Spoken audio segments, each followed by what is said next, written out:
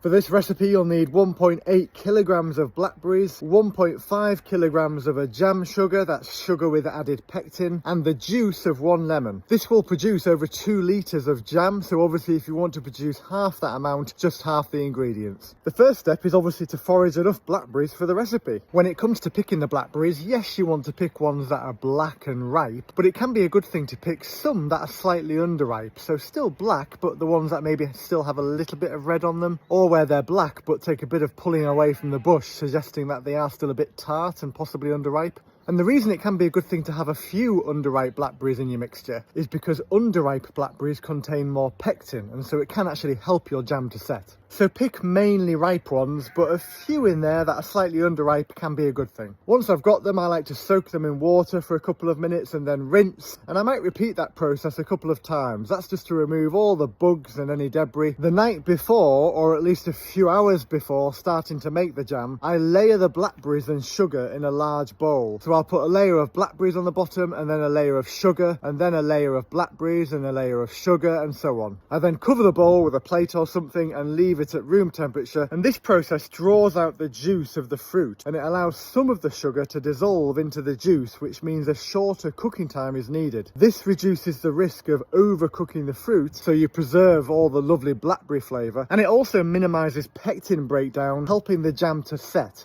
Once it's been left for over 6 hours or overnight, give the fruit and sugar mixture a good stir, then put it to one side and place a small saucer in the freezer for testing the jam later. I then sterilise enough jars for just over 2 litres of jam. To sterilise the jars, I wash and rinse them first, and then I put them on a rack in an oven facing down and heat the oven up to 160 degrees Celsius before removing them from the oven, with oven gloves obviously. I then transfer the berries and partially dissolved sugar mixture to a wide-based pan and stir in the lemon juice. Heat this mixture gently on a low to medium heat until all the sugar dissolves. Obviously you want to keep stirring while you're doing that quite regularly, and then bring it to a boil and simmer for 5 minutes. You can then get the chilled saucer from the freezer and test the setting of the jam. So spoon a little syrupy jam onto the saucer, give it a few seconds to cool, and then push a finger through it. If it wrinkles a little on the surface, it's set. If not and it's still too runny, return it to the boil for 2 to 3 minutes and try again, repeating these 2 to 3 minute bursts if necessary until it wrinkles. Once you've established that it's set, I then skim off the bulk of the scum on top. I then let the jam sit for about 15 minutes, and then I'll start ladling it into the warm, sterilised jars. You can of course then label the jars with the date and store in a cool, darkish place. The jam should last a minimum 6 months, but in reality potentially years. And once the jar is opened, it's best stored in the fridge.